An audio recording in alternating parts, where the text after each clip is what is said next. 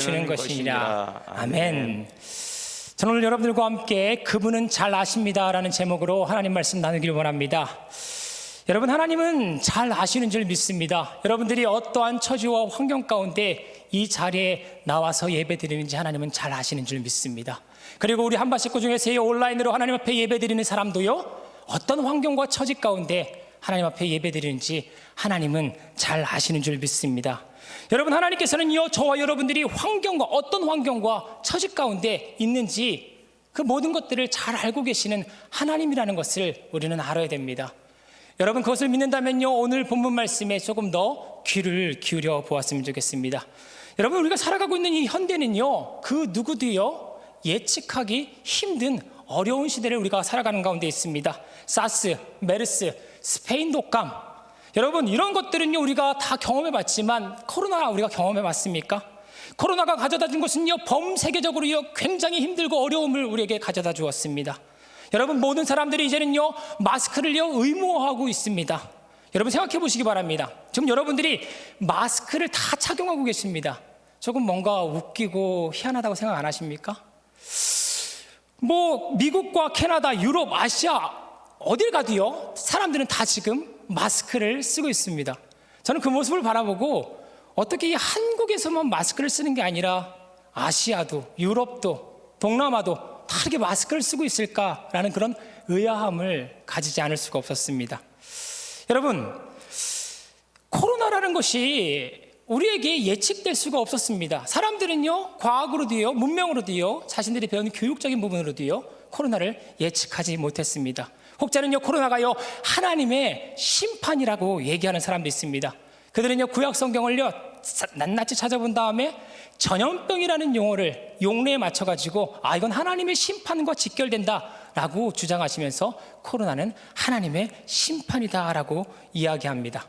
또 어떤 사람들은요 무슨 코로나가 하나님의 심판입니까? 코로나는요 인간의 욕심으로 파생된 것 뿐입니다. 인간이 먹지 말아야 될 동물들을요 먹음으로 말미암아, 야생동물을 먹음으로 말미암아 야생동물 안에 있었던 숙주죠. 그 숙주가 야생동물을 숙주로 삼았던 바이러스가 인간을 숙주로 삼아가지고 인간을 지금 도적질하고 죽이고 멸망시키는 것입니다. 이게 하나님의 심판이라고 하기보다는 사람의 욕심일 것입니다 라고 얘기합니다. 여러분, 어떤 의견에 동의하십니까? 하나님의 심판입니까? 아니면요 인간의 욕심입니까? 코로나로 비대면 예배를 지금 우리가 드리는 가운데 있습니다. 어떤 사람들은요 기독교 2000년 역사 동안 아무리 힘들고 어려워도요 우린 다 예배를 지켰습니다. 신앙을 고수했습니다. 예배하는 것은요 신앙을 고수하는 일입니다. 대면 예배 드려야 됩니다라고 이야기하시는 분들이 있습니다. 어떤 분들은요 이렇게 얘기합니다. 요한복음 4장에 사마리아 여인과 예수님의 그런 이야기 스토리를 가지고요, 사마리아 여인과 예수님이 무슨 얘기를 했습니까? 그리심산에서, 이스라엘 예루살렘에서 예배드리는 것이 무엇이 중요하다고 얘기합니까? 영과 진리로 어떤 공간에서도 하나님 예배하면 하나님 그거 기뻐하신다는 거 아니겠습니까? 라고 얘기하면서요 대면 예배드리는 사람들을 비판합니다. 여러분들은 어떤 게 하나님의 뜻이라고 생각하십니까? 대면 예배입니까? 비대면 예배입니까? 한국 사회는요 지금 정치만 둘로 나뉜 게 아닙니다. 코로나 이후에 종교계도요 신앙과 신학적인 색깔이 둘로 나뉘었습니다. 둘로 나눈 것 이상으로요 수십 가지로 나뉘었다고 저는 생각합니다. 여러분, 이 가운데 여러분들은 무엇이 하나님의 뜻이라고 생각하십니까?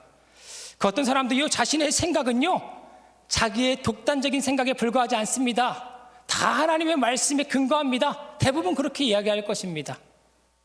근데 대부분 그런 사람들을 보면요 자기 주장, 자기의 어떤 그 주의 주장에 오류에 빠져 있는 모습을 볼 수 있습니다.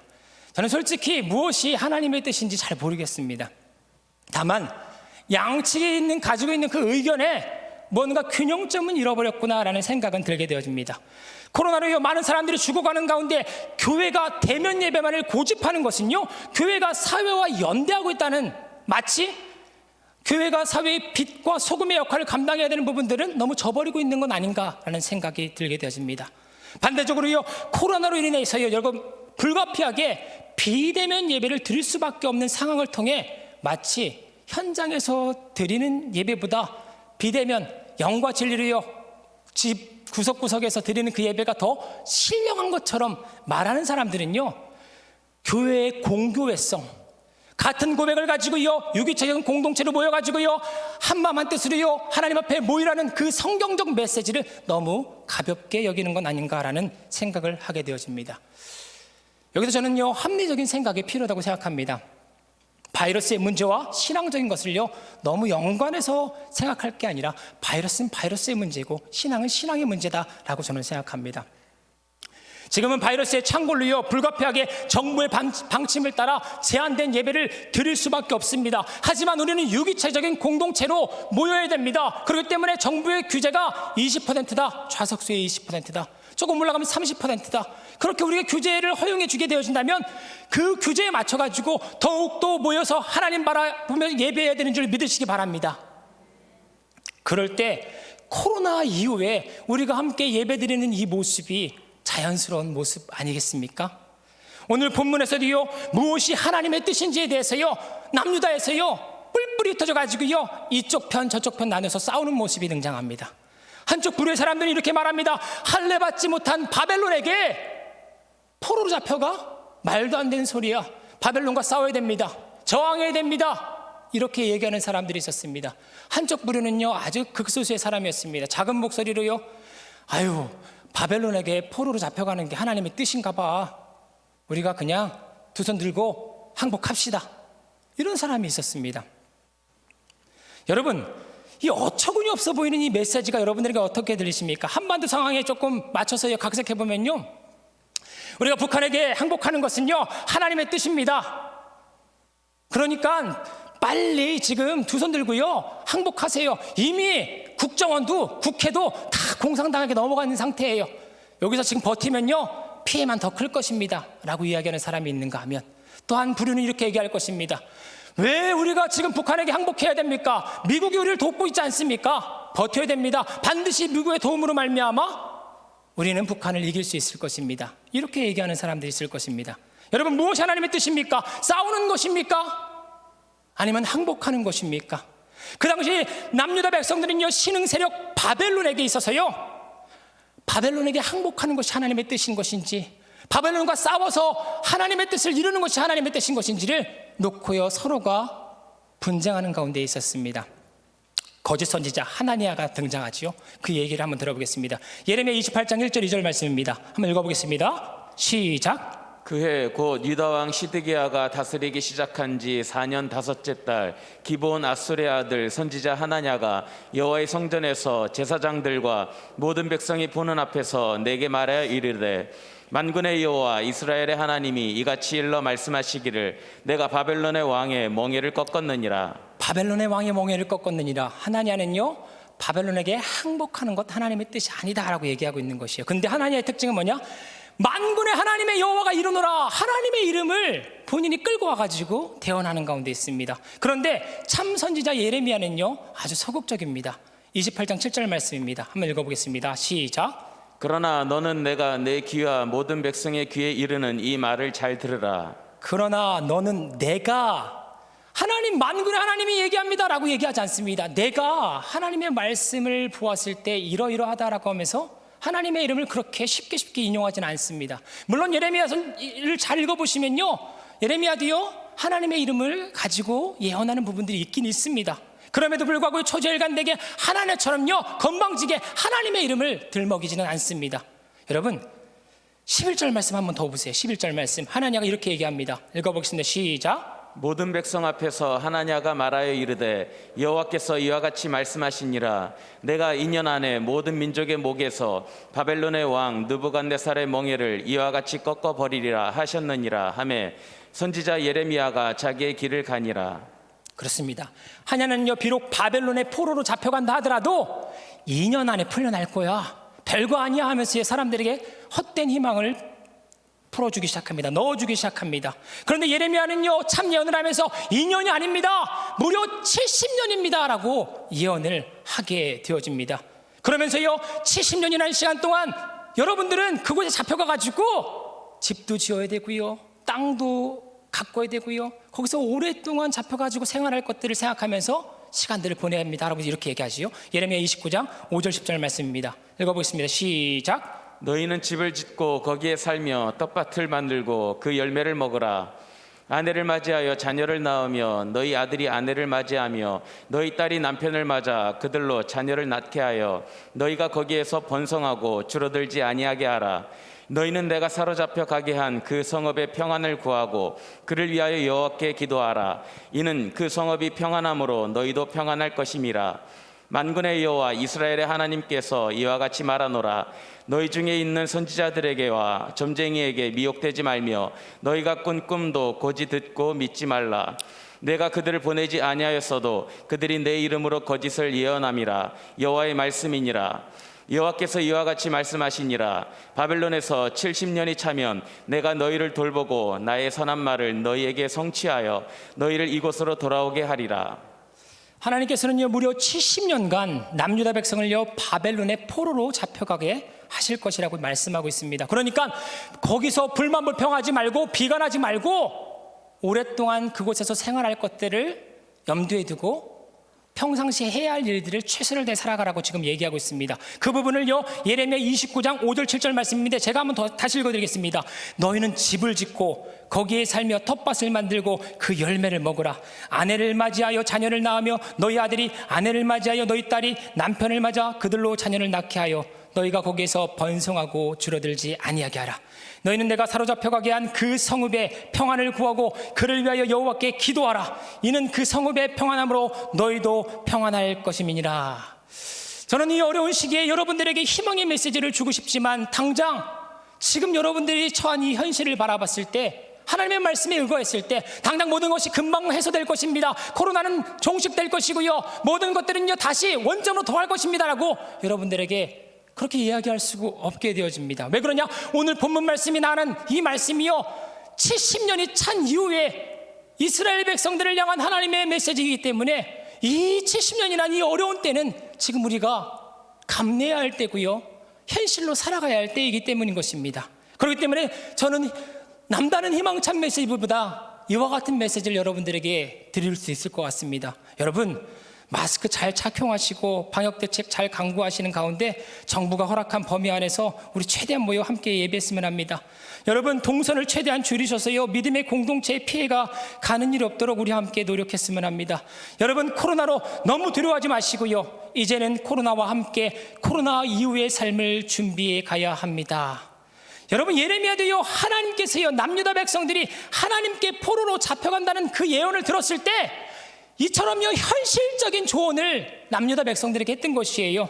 앞으로 포로로 잡혀갈 건데 비난 불만불평하지 말고 야 텃밭을 갖고 집을 세우세요. 남자들은 장가 들고 부인들은 부인이랍니다. 자매들은 시집가고 일상의 삶을 살아가야 됩니다. 그 삶을 살아가는 가운데 하나님이 하나님 되심을 발견할 것입니다라는 그런 메시지가 저는 그 뒤에 숨어 있다고 생각합니다. 그렇습니다. 하나님께서는요 이스라엘 백성들이 부도덕한 삶을 살았고요 우상 숭배와 온갖 거짓 술수와 서로가 서로 이기적인 모습으로 살아가는 것을 하나님이 심판하셨던 것입니다. 바벨론의 나라를 들어가지고요 그들을 심판하셨던 것입니다. 하나님께서는요 70년이라는 긴 시간을 들여 그들의 삶을 변화시키기 원하셨던 것입니다. 그런데 여기서 우리가 기억해야 할 것입니다. 그것은 분명 하나님께서요 70년이라는 시간 동안 남유다 백성들을요 바벨론 가운데 고통만 느끼다가 생활하게 하셨느냐인 것입니다. 아닙니다. 일상의 삶을 하나님의 말씀을 따라 살아가게 되어지면요 그곳에도요 늦은 비와 이른 비의 은혜가 그곳에도 있었다는 것을 기억하시기 바랍니다. 그들의 기르는 가축들은요 건강하게 자랐을 것이고요 가족들은요 그 수가 많아졌어요.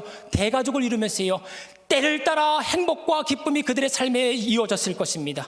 여러분 이스라엘 백성들이 출애굽한 이후에 40년을 생각해 보시기 바랍니다. 맨날 힘들었습니까? 아닙니다. 만나와 메추라기요 불기둥과 구름기둥으로요 무리바의 반석으로요 때를 따라 하나님께서는요 그들에게 희망을 주신 줄 믿으시기 바랍니다.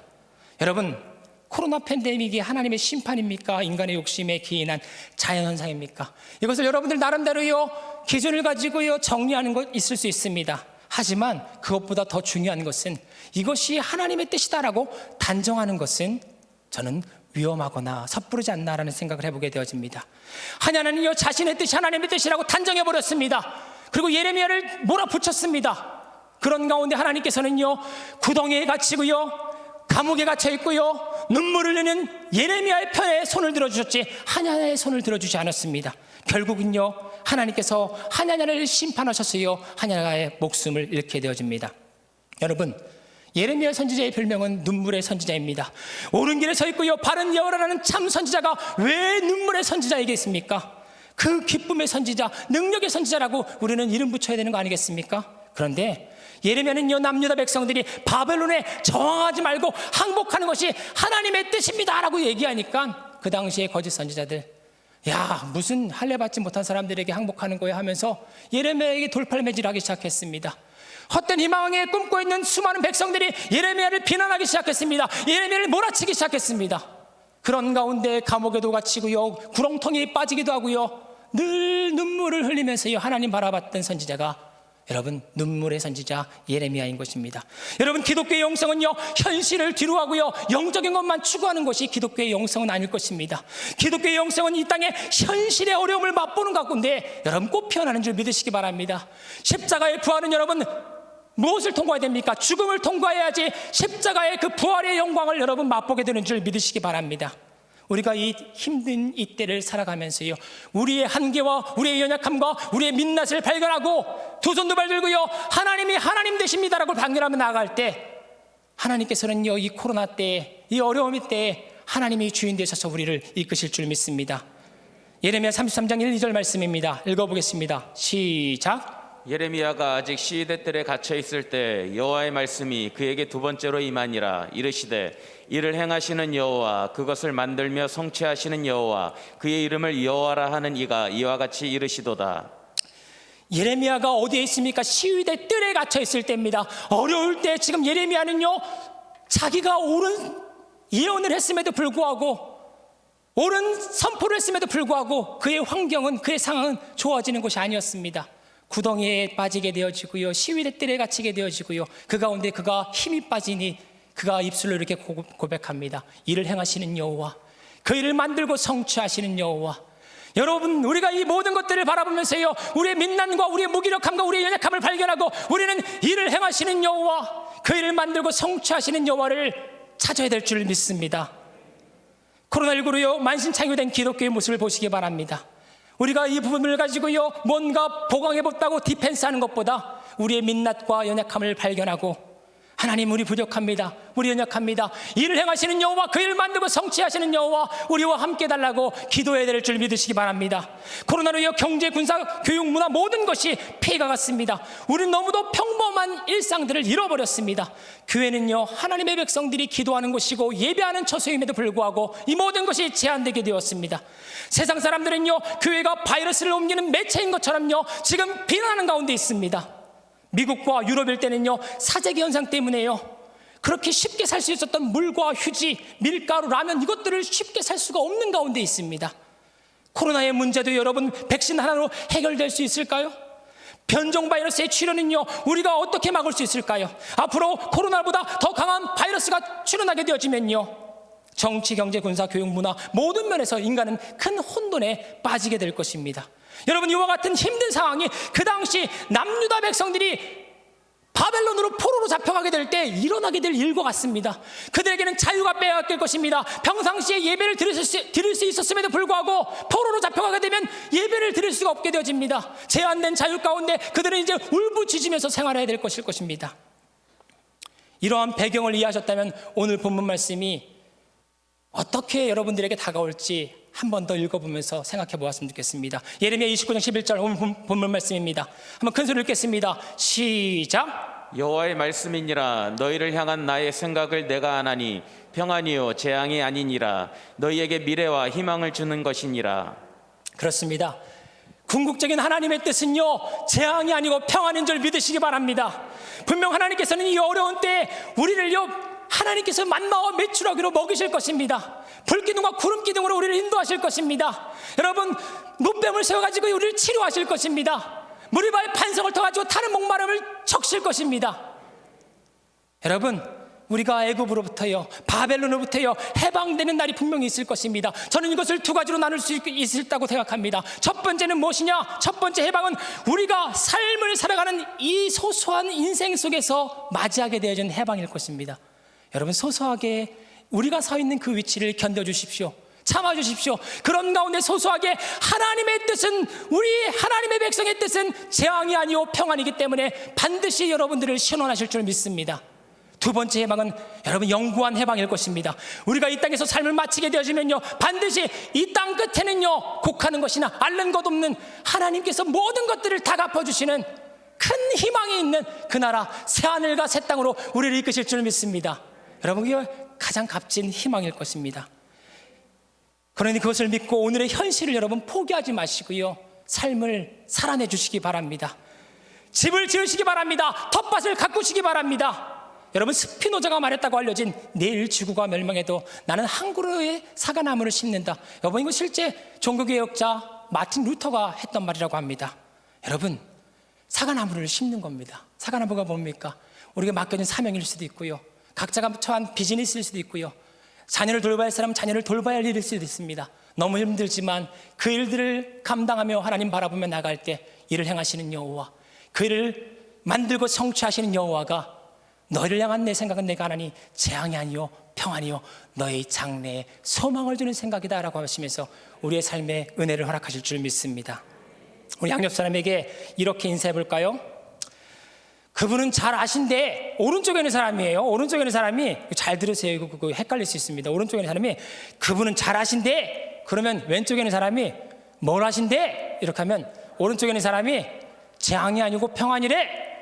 이거 어렵습니까? 한번 여러분들의 수준을 보겠습니다. 한번 인사해 보겠습니다. 시작. 그분은 잘 아신데 뭘 아신데? 뭔가 하고 계신데 뭔가 제대로 못 하시는 것 같습니다. 여러분이 이렇게 한번 외쳐볼까요? 있을지어다 그대로 되니라 하나님 보시기에 좋았더라. 시작. 있을지어다 그대로 되니라 하나님 보시기에, 한 번 더. 있을지어다 그대로 되니라 하나님 보시기에, 한 번 더.